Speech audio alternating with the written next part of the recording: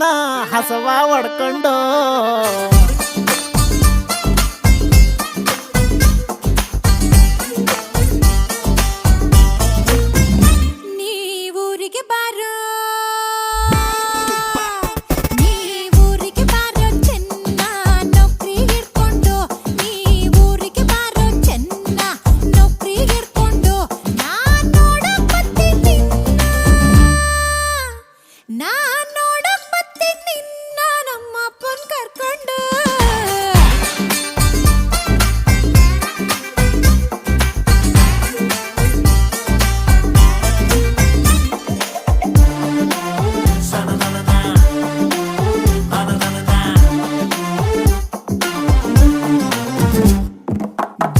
cigarette ಸೇದೋನಲ್ಲ ಬಾಳ ಒಳ್ಳೆವನು ಚೆನ್ನಿ ಬಾಳ ಒಳ್ಳೆವನು